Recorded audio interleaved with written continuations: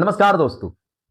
आज ये मेरा पहला शो है और हम अपने पहले शो में बात करेंगे गांव की। हम बात करेंगे भारत की, क्योंकि भारत गांव का देश है। जिस देश की 70% जनता गांव में रहती है, हम आज उस गांव की बात करेंगे कि एक गांव का रिप्रेजेंटेटिव, एक गांव का नेता, एक गांव का सही प्रधान होना कितना जरूरी है। हम आज इस पे बात करेंगे।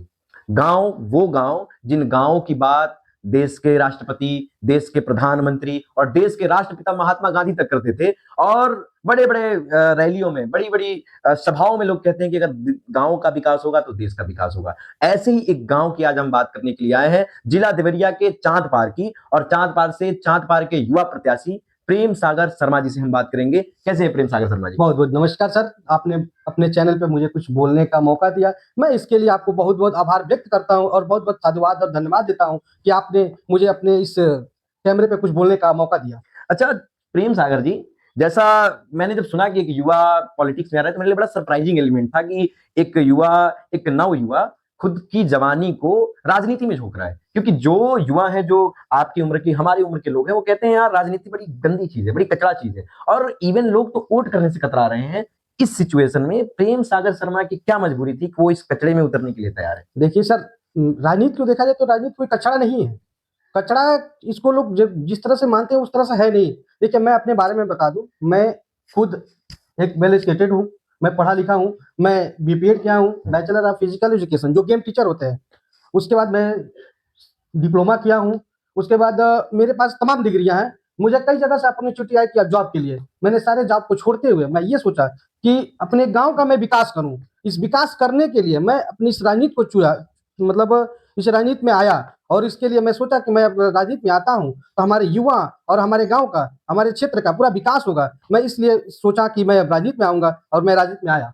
जैसे कि हमारे देश के राष्ट्रपिता महात्मा गांधी का ये कोट है कि हमारे देश के युवा, अगर हमारे देश का युवा बदलेगा तो हमारा देश बदलेगा। और आपको ये पता होगा कि पूरी दुनिया का सबसे बड़ा युवा वर्ग हमारे देश में पल रहा है। तो ऐसे वक्त में प्रेम सागर शर्मा जी, जो कि एक युवा नेता है, वो क्या सपना, क्या सोच के और किस तरह की योजनाएं लेके युवाओं के लिए आ रहे हैं? देखिए, युवाओं को सबसे मोस्ट है कि वो लोग शिक्षा पे ध्यान दें। और शिक्षा ये होती है कि हमारे गांव के, देखिए हमारे गांव के युवा जो हैं, कुछ युवा जो पढ़ाई करते हैं वो लोग लाइब्रेरी के अभाव में भटनी जाते हैं। तो मेरा ये है कि मैं सोचता हूँ कि क्यों ना वही सुविधा मैं अपने गाँव में दूँ। वो लाइब्रेरी की व्यवस्था हो, वहाँ बुकें रहे और वहाँ की हर चीज़, वातावरण वहाँ का शुद्ध हो कि पढ़ने लिखने में कोई प्रॉब्लम ना हो। और इसके लिए उन लोगों को भटनी या किसी बड़े शहर में ना जाना पड़े। इसके लिए मैं सोचता हूँ कि मैं यहाँ अगर मैं प्रधान बनता हूँ तो मैं कोशिश करूंगा कि यहाँ का मैं लाइब्रेरी खुलवाऊं और एक अच्छी शिक्षा और अच्छा माहौल देने का कोशिश करूंगा। अच्छा, मतलब क्या प्रेम सागर ये चाहते हैं कि उनके गांव का युवा जो पढ़ना चाहता है या जो शिक्षा ले रहा है, वो युवा चांद पार में रह के ले, ना उसे भटनी, देवरिया, गोरखपुर इन जगहों से जी कि इधर वो आपको सारी सुविधाएं चांद पार में मुहैया कराना जी चाहते जी। हैं। अच्छा, मैं आपसे सिर्फ इतना जानना चाहता हूँ कि चांद पार की मूलभूत जरूरतों में आपने एक लाइब्रेरी की बात की, वो ठीक है, इसके अलावा चांद पार की क्या मूलभूत जरूरतें हैं? देखिए, इसके अलावा देखिए हमारे यहाँ कुछ ऐसे रोडे हैं कि आज भी वहाँ अगर बरसात के दिनों में लोगों को चलने में बहुत ज्यादा प्रॉब्लम होती है। तो मैं सोचता हूँ कि उस रोड को सही कराया जाए। और हमारे यहाँ देखिए, पढ़ने के साथ साथ खेलना भी बहुत जरूरी है। जितना जरूरी पढ़ना है उतनी ही जरूरी खेलना भी है। बिल्कुल। और युवा खेलेगा तब उसका और माइंड भी डेवलप होगा। और इस खेलने के लिए हमारे यहाँ कोई एक ऐसा कुछ नहीं है कि जहाँ युवा जाके अपना खेले, अच्छा, कोई भी आपने गेम खेले। ये खेलने की बात कही तो मेरे ज़हन में एक बात आ गई। कल या परसों की बात रही होगी, महिला वुमेन्स टीम ने इंडिया ने वर्ल्ड कप जीता है, जी इंडिया जी वर्सेस जी साउथ अफ्रीका का। आपने देखा होगा वो जी जी मैच। जी जी। तो आपने वो बात कही तो मुझे ध्यान आया कि महिलाओं का रिप्रेजेंटेशन बड़ा कम है हाँ, गाँव में। जी जी महिलाओं का जी रिप्रेजेंटेशन, जैसे हम भी देखते हैं कि हमारे घरों में ऐसा है कि जो बच्चियाँ हैं, वो जैसे बच्चों को तो लोग बाहर भेज देते हैं, उस तरह की सुविधाएँ हो जाती हैं। बट लोग गाँव में चाहते हैं कि जो बेटियाँ हैं, जो बच्चियाँ हैं, उन्हें गाँव में ही ऐसी कोई सुविधा मिले कि वो गाँव में पढ़े, गाँव में खेले, गाँव के स्तर पे कुछ अच्छा करे। तो ऐसा कुछ है क्या आपकी लाइब्रेरी में सुविधा, जिसमें महिलाएँ भी आएँ, जो जी जी जो हमारी बहनें हैं, उनके लिए कुछ अच्छी सुविधा हो जी। सके? मैं अपने बहनों के लिए मैं आप बता दूं, बहनों के लिए क्या मैसेज आप वहाँ पे बताइए? तो मैं बता दूं बहनों के लिए, अगर जो भी बहन अगर पढ़ना चाहती है, अच्छी शिक्षा लेना चाहती है, तो उसके लिए मैं जहां तक होगा मैं उसके लिए हर तत्पर खड़ा रहूंगा। और कभी भी कोई भी आवश्यकता पड़े तो मेरा मोबाइल नंबर है 91 25 71 76 47। इस पे फोन करे और मुझसे कहे कि भैया मुझे यहाँ पढ़ना है, चाहे जो भी उनकी मूलभूत आवश्यकताएं हैं उसको मैं पूरा करने का पूर्ण कोशिश करूंगा।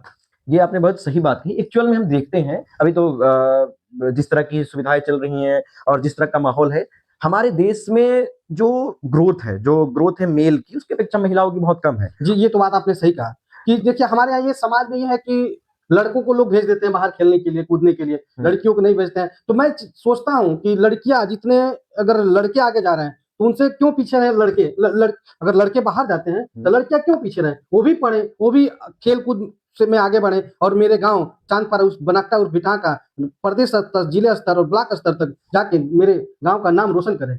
अच्छा, ये जो घर में महिलाएं हैं, बहुत सारी ऐसी सुविधाएं हैं जो राज्य और केंद्र सरकारें चलाती हैं और उन महिलाओं तक नहीं पहुंच पाते। मेल तो इंटरनेट है और बाकी चीजों से जान भी लेते हैं, जी, जी। पर जो गांव की महिलाएं हैं उन तक जो मूलभूत चीजें और ऊपर से जो महिलाओं की स्वास्थ्य से संबंधित चीजें हैं वो महिलाओं तक नहीं पहुंच पाती हैं। तो क्या आप ये इंश्योर करेंगे कि महिलाओं तक वो सारी सुविधाएं जा पाए? जी, जी। बिल्कुल मैं बता दूँ, मैं निश्चित बताता हूँ, मैं आपको बता देता हूँ कि जो भी महिलाओं के लिए योजना गवर्नमेंट से आएगी, सरकार से आएगी, मैं सबसे पहले मैं सोचूँगा, मैं चाहूँगा कि अगर मैं प्रधान बनता हूँ, तो सबसे पहले मेरे गाँव में वो सब सारी सुविधाएँ महिलाओं को मिले और वो महिलाओं को इधर-उधर ना जाना पड़े, इसके लिए मैं पूरी कोशिश करूँगा। अच्छा, प्रेम शर्मा जी, ऐसा क्या बदलाव करना चाहते हैं कि वो एक चाँद पार को एक आइडियल ग्राम बनाना चाहते हैं, एक आइडियल गाँव बनाना चाहते हैं? वैसे मुझे एक और जानकारी मिली थी कि चाँद पार से एक जुड़ा हुआ छोटा-सा टोला भी है या जो अलग है। तो मेरा एक ही सवाल में 2 सवाल मैं मर्ज करके पूछ रहा हूँ। पहला सवाल ये है कि चाँद पार को ये कैसे एक आइडियल गाँव बनाना चाहते हैं? और दूसरा, क्योंकि मेनली ये देखा जाता है, मैं भी एक गाँव से बिलॉन्ग करता हूँ, तो ये देखा जाता है कि जो मेन गाँव है, मेन ग्राम है, मेन ग्राम कहने का अर्थ ये है कि जहाँ ज़्यादा आबादी, ज़्यादा लोग रहते हैं और जहाँ से मेनली प्रधान या नेता चुन के आते हैं, वहाँ पे तो विकास हो जाता है क्योंकि नेताजी का घर है। लेकिन जो उससे जुड़ा हुआ ग्राम है, जो उससे जुड़ी हुई जगह है, वहाँ तक वो मूलभूत सुविधाएँ नहीं पहुँच पाती हैं। तो प्रेम सागर शर्मा जी, 2 सवाल है। पहला, आप ऐसा क्या करना चाहते हैं कि चाँद पार में वो बदलाव आए, जो आप एक आइडियल ग्राम बनाएँ? और साथ ही साथ भिटहा, उसके लिए आप क्या करना चाहते हैं? देखिए, चाँद पार, बनकटा और पिटा, देखिए वो टोला नहीं है, वो भी मेरा घर ही है, मेरा गाँव ही है। मैं उसके वहाँ मैं अपने गाँव में सोचता हूँ कि स्वास्थ्य पे विशेष ध्यान रहे, स्वच्छता पे विशेष ध्यान रहे, लोगों को जो भी बीमारियाँ होती हैं, अगर किसी तरह की बीमारी होती है, तो उन लोगों की सुविधाओं के लिए मैं तत्पर खड़ा रहूँ और मैं सोचता हूँ कि मैं अब मेरे गाँव में स्वच्छ रहे गाँव, स्वस्थ रहे गाँव और विकास हो मेरे गाँव का। इसके लिए मैं पूरी कोशिश करूँगा कि सारी योजनाएँ मैं अपने गाँव में लाऊँ और लोगों को जितनी ज़्यादा से ज़्यादा उन लोगों की आवश्यकता है, मैं कोशिश करूँगी उन आवश्यकताओं की पूर्ति करने का मैं कोशिश करूँगा।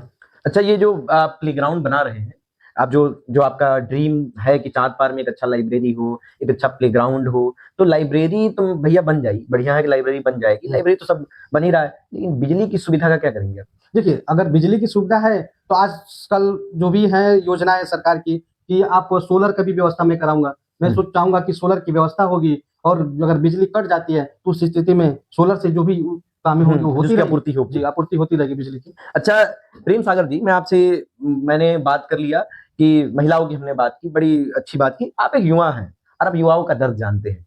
तो प्रेम सागर से एक युवा एक युवा क्या उम्मीद कर सकता है कि अगर प्रेम सागर भैया के हम चुनत नहीं, तो हमरा के हई फायदा होई देखिए, या देखिए मैं हमरी लगे हई सुविधा आ जाई। प्रेम भैया जैसे एक युवा कह रहा था कि अब बड़ी विकास के कागर आवत है ना प्रेम सागर। जी, जी। तो इसके लिए प्रेम सागर शर्मा जी क्या कहना मैं चाहते खुद एक युवा हूँ और युवाओं का दर्द मैं समझ सकता हूँ हैं? कि युवा क्या चाहता है। तो युवा क्या चाहता है चाँद पार? युवा चाहता है कि हमारे गाँव का विकास हो और मैं चाहता हूँ मैं प्रधान बनूँगा, तो मैं युवाओं को मैं बता दूँ, मैं प्रधान नहीं बनूँगा, मेरे यहाँ के जितने भी युवा हैं सब प्रधान बनेंगे। उन लोगों की बातों को सुना जाएगा और सुन के उसका निवारण किया जाएगा और वो कहते हैं कि भैया ये काम करना चाहिए, तो मैं चाहूँगा कि उसको जल्द से जल्द कराऊँ और युवाओं के मैं खुद युवा हूँ, युवाओं का दर्द मैं समझ सकता नहीं, हूँ। युवाओं में तो आपका क्रेज़ मैंने अच्छा देखा है कि अभी छठ का पर्व था, छठ का महापर्व था और जो हमारे यहाँ क्योंकि हम बिहार से लगे हुए जिले हैं, तो हमारे यहाँ बड़ा प्रचलन है, छठ हम वैसे ही मनाते हैं, जैसा दिवाली मनाते हैं। तो छठ में हमने देखा था घाट पे युवाओं का जो भीड़ थी, जो आप युवाओं के बीच में जैसे थे, तो छठ में बड़ी व्यवस्था की गई थी, क्या थी? जी, जी, जी। मेरी तरफ से छठ घाट पे मैं जितना हो सका, मैं व्यवस्था किया वहाँ नाश्ता की व्यवस्था थी, लाइट की व्यवस्था थी, डीजे का व्यवस्था था, कॉफ़ी की व्यवस्था थी। कॉफ़ी की व्यवस्था जी, थी। कॉफ़ी की व्यवस्था थी और मैं चाहूँगा मैं अगर प्रधान बनता हूँ, तो इससे और बेस्ट करने का कोशिश करूँगा कि अगर मैं प्रधान बनता हूँ, तो इस छठ पर्व पे या कोई भी ऐसा पर्व पड़ता है, उसपे मैं सोचूँगा कि मैं ज़्यादा से ज़्यादा कोई व्यवस्था करने की कोशिश करूँगा। अच्छा, आपके गाँव में जैसा कि मैं बस एक इसके लिए पूछ रहा हूँ कि आपके गाँव में हर वर्ग, हर तरह के लोग मौजूद हैं। जी, जी। जैसे तो एक फिलहाल देश में ऐसा देखा जा रहा है, एक देश की राजनीति में ऐसा है कि जब भी चुनाव होता है तो उसको एक एंगल दे दिया जाता है, एक रूप दे दिया जाता है। तो जैसे कि प्रेम सागर शर्मा जी ने छठ में इतना अच्छा कंट्रीब्यूशन किया, तो बाकी जो समाज है आपके गांव के, वो ये उम्मीद कर सकते हैं ना कि प्रेम शर्मा जी जी अगर आएंगे तो वो सबके लिए, ईद हो, छठ हो, गुरु पूर्णिमा हो या कुछ भी ऐसा हो, तो उन सब में प्रेम शर्मा जी वैसे ही दिखेंगे जैसे वो छठ में दिख रहे हैं। जी जी बिल्कुल। मैं देखिए, और भी जो भी समाज के लोग हैं, अगर उन लोगों का त्योहार आता है तो लोग जिस तरह से कहेंगे उस तरह से मैं खड़ा रहूंगा, और जो भी व्यवस्थाएं अगर कहेंगे कि भैया ये कराना चाहिए, मैं उसको कराने का पूरा कोशिश करूंगा, और जहां तक होगा कि मैं उसको कराऊं। तो मतलब चाँद पार में इस बार विकास का गागर भर जाएगा। बिल्कुल बिल्कुल, एकदम पकाकर भर जाएगा। अच्छा, ये बड़ा एक महत्वपूर्ण सवाल है जो मैं मेनली पूछता हूँ लोगों से, और मैं चाहता हूँ कि मैं आपसे पूछूं क्योंकि आप एक युवा हैं और आपका जो मेन फोकस मुझे दिखा है कि आप शिक्षा पे ज्यादा फोकस हैं, कि आपके यहाँ का जो युवा है वो शिक्षा की बात करे, वो एजुकेशन की बात करे। तो एक्चुअल में हम लोग गांव में हैं, जी और गांव में जिनके पास पैसे हैं उनके बच्चे तो ये देवरिया, गोरखपुर, दिल्ली, बनारस जाके पढ़ लेते हैं। पर आपके गांव में, आपको तो ये पता होगा कि आपके गांव में बड़े मेधावी बच्चे हैं, जी और आपके गांव का कुछ ऐसा वर्ग भी है, एक ऐसा वर्ग है जो इन सारी चीजों से, क्योंकि उसके पास फाइनेंशियल कंडीशन इतनी अच्छी नहीं है, उनके पापा या तो मजदूर है या ऐसे वर्ग से आते हैं कि वो अपने बच्चों को वो सुविधाएं नहीं मुहैया करा पाते हैं। तो अगर कोई एक ऐसा बच्चा है जो मेधावी है, और जो नई जनरेशन है, जैसे हम मान के चलिए कि जो 12 से 15 या 18 बिलो एज के हैं, जो अभी वोटिंग राइट्स में नहीं है, ऐसे बच्चे हैं, उनके लिए आप क्या करना चाहते हैं? या एक ऐसा बच्चा जो फाइनेंशियली स्टेबल नहीं है, वो चाहता है कि वो पढ़े, वो एजुकेशन में कुछ अच्छा करे, तो ऐसे बच्चे के लिए प्रेम सागर शर्मा क्या करना जी, चाहिए? मैं बता दूं, जो अगर कोई बच्चा मेधावी है और पढ़ना चाहता है, उसके लिए मैं बता दूं, मैं दिन रात खड़ा रहूंगा। जब भी अगर उसको आवश्यकता पड़ती है तो मेरा मोबाइल नंबर है 9125717647। वो जब भी चाहे, अगर हमसे कोई अगर आवश्यकता पड़ती है, वो हमें फोन करें, मैं उसके लिए तत्पर खड़ा रहूंगा। और उसको अगर पढ़ने में पूरी रुचि है तो उसको मैं चाहूंगा कि आगे जाए और बढ़िया से बढ़िया बेस्ट करे और गांव का नाम रोशन करे। जी, क्योंकि मेडिकल साहब ने कहा है कि शिक्षा वो शेरनी का दूध है, जो पिएगा वो वो दहाड़ेगा। दहाड़ेगा। तो ये बड़ा अच्छा है, क्योंकि मैं देखता हूँ मेनली कि बहुत सारे ऐसे लोग हैं, मेरे गाँव में भी मैंने देखा है कि बहुत सारे ऐसे जो सहपाठी थे, हमें वो सुविधाएँ मिली कि हम बाहर गए, हमने वो एजुकेशन हासिल किया, पर मेरे और भी साथी थे, जिनके पास वो सारा टैलेंट था, सब कुछ था। तो अगर चाँद पार का कोई भी बच्चा, कोई भी भाई, अगर उसे पढ़ना है, उसे आगे बढ़ना है, तो वो प्रेम सागर जी को कभी भी कॉन्टैक्ट कर सकता है। आप नेता चुन रहे हैं, तो ये आप, ये नहीं है कि ने, आप, अब हाँ, मैं, आप नेता नहीं, एक बेटा चुन रहे हैं। सॉरी, तो इनका कहना है कि नेता नहीं बेटा चुन रहे हैं, पर मैं आपको बता दूं कि अगर आप चुन रहे हैं तो आप जवाब मांगने के लिए हकदार हैं, आप कभी भी जवाब मांग सकते हैं, तो आप जवाब मांगिए। और इसी के साथ मैं अपने अगले सवाल पे जाता हूं। मैं चाहता हूं कि प्रेम सागर जी का मैनिफेस्टो क्या है, वो किन मुद्दों के साथ चुनाव में आना चाहते हैं? देखिए, मेन मुद्दा मेरा ये है कि गांव में सरकार की जो भी योजनाएं हैं हर एक व्यक्ति तक पहुंचे, और गांव का रोड, नाली, स्वास्थ्य, सफाई, इस सब पर मेरा मेन फोकस रहेगा। और गांव का विकास कराने का मैं पूर्ण कोशिश करूंगा कि जी ज्यादा से ज्यादा मेरे गांव का विकास हो। मेरे गांव का नाम, मैं चाहता हूं कि मेरे गांव का नाम ब्लॉक सलेमपुर से लेके देवरिया, देवरिया से लेके प्रदेश स्तर से लेके पूरे भारत में मेरे गांव का नाम चले, और ये मालूम चले प्रदेश में कि हाँ, कोई एक सलेमपुर ब्लॉक में एक चांद पर गांव है जहां हर चीज की मूलभूत आवश्यकताओं की आवश्यकता होती है तो वहां अवेलेबल हो जाता है इसके लिए। और मैं बता दूं कि शिक्षा शिक्षा जिंदगी में बहुत जरूरी है। शिक्षा से ही समाज का बदलाव होता है। अगर शिक्षित आदमी रहेगा तो शिक्षा से ही हर चीज को आगे डेवलप कर सकता है आदमी। तो शिक्षा बहुत जरूरी है, और युवाओं को मैं चाहूंगा कि ज्यादा से ज्यादा शिक्षा पे फोकस करें और पढ़ाई करें, आगे बढ़ने की कोशिश करें। ये आपने बहुत अच्छी बात की। अच्छा, हेल्थ को लेके भी हमने कोई बात नहीं की है कि स्वास्थ्य संबंधित अगर गांव में किसी को दिक्कत होती है या किसी तरह की प्रॉब्लम होती है, तो स्वास्थ्य संबंधित मुद्दों पे प्रेम सागर जी का जी, क्या? स्वास्थ्य संबंधी मुद्दों पर देखिए कि कई लोग हैं कि उन लोगों को आयुष्मान कार्ड नहीं बन पाया है अभी तक। तो आयुष्मान कार्ड मैं चाहूंगा कि उन लोगों का आयुष्मान कार्ड बनवाऊं, और उनको स्वास्थ्य के लिए जैसे कभी भी कोई दिक्कत होती है तो मेरा मोबाइल नंबर है 9125717647। इस पे फोन करें। अगर उसको किसी स्वास्थ्य के से कहीं से रिलेटेड दिक्कत आती है तो बेहिचक मुझे फोन करें। मैं 12 बजे रात को, दिन में, आप रात में 12 बजे फोन कीजिए, मैं फोन पिक करूंगा, और मैं चाहूंगा कि उनको स्वास्थ्य की सुविधा जल्द से जल्द मिले ताकि आदमी स्वस्थ हो और उसका विकास हो। तो प्रेम सागर जी, आपने अपना कीमती वक्त निकाल के, क्योंकि मैं आपके साथ बैठा हूं और लगातार देख रहा हूं कि आपके फोन पे लोगों के कॉल आ रहे हैं, क्योंकि आप लोगों से जुड़े हुए हैं, और मुझे पता चला कल हम लोग का इंटरव्यू शेड्यूल था, बट क्योंकि इन्हें गोरखपुर जाना पड़ा, किसी की हेल्थ की कुछ कंडीशंस थी, तो उसके बावजूद आज आपने अपना कीमती वक्त निकाला और हमें अपना कीमती वक्त दिया।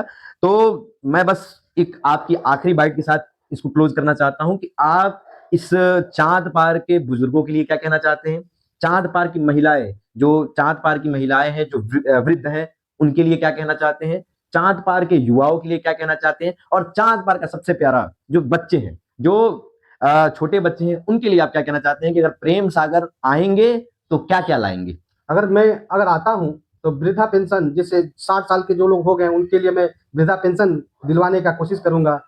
और सरकार की योजना है विधवा पेंशन, विकलांग पेंशन, जितनी भी योजनाएँ हैं मैं दिलाने का कोशिश करूँगा। मैं महिलाओं को चाहूँगा कि अधिक से अधिक उन लोगों को रोज़गार मिले, है कि नहीं? जी, रोज़गार मिले, स्टार्टअप पे उसके भी बाद तो शायद सरकार कुछ कर रही है, जी, महिला जी, स्टार्टअप पे। जी। स्टार्टअप पे सरकार की तरफ से तमाम योजनाएँ हैं, जो अच्छा, आजकल की महिलाओं ये को नहीं मालूम प्रेम जी, चल मैं पा रहा है। आपसे चाहता हूँ कि आप महिलाओं को बताइए स्टार्टअप है क्या? पहले तो वो ये जाने स्टार्टअप क्या है, फिर आप वो योजना बताएँगे तो उन्हें समझ में आएगा। देखिए, स्टार्टअप ये होता है कि आप घर में हैं, ठीक?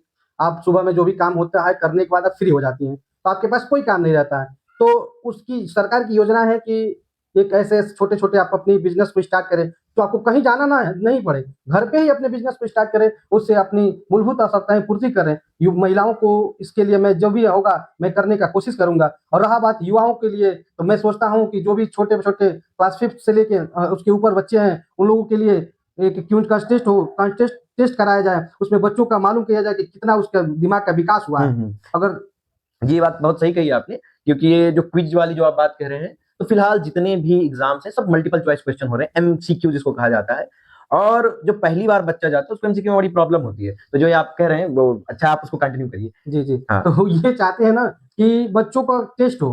टेस्ट होता है तो उसमें बच्चों को मालूम चलता है कि बच्चा कितना ग्रोथ किया है और इसको क्या चीज़ की आवश्यकताएँ हैं। उससे मालूम चलता है, उसके लिए मैं टेस्ट कराऊँगा। जो भी टेस्ट में फर्स्ट आएगा, सेकंड आएगा, थर्ड आएगा, उसके लिए मैं प्राइज़ रखूँगा और बच्चे इससे जागरूक होंगे जी। और आगे और इससे बढ़िया करने का कोशिश करेंगे बच्चे। ये आपने कही तो मुझे याद आया, मैं 5th या 6th में रहा होऊँगा, तो आप यहाँ आपके बगल में एक गाँव लगता है पुरैना। जी, जी, जी, जी। तो वहाँ पे एक स्कूल है, मुझे उसका नाम अभी एकदम याद नहीं आ रहा है। उसमें एक बार एक क्विज़ कराया गया था, उसमें पूरे जवार के लड़के आए थे और उसमें जब हम लोग शामिल हुए और वो क्विज़ हुआ था, मुझे याद है, ये मैं 5th या 6th में रहा होऊँगा, उसमें जो 1st, 2nd और 3rd आए थे, उन लोगों को माननीय जिलाधिकारी महोदय जो भी थे उस वक़्त के, वो आए थे, उन्होंने प्राइज़ दिया था। उसके बाद से हम लोगों के अंदर इतना उत्साह आया कि हमने उसके बाद फिर हम भी कॉम्पिटिटिव एग्ज़ाम्स में गए, हमने अपने आगे की पढ़ाई कंटिन्यू की। तो ये बड़ी अच्छी आपकी शुरुआत है जी। और मैं आपके लिए बहुत-बहुत शुभकामनाएँ देता हूँ।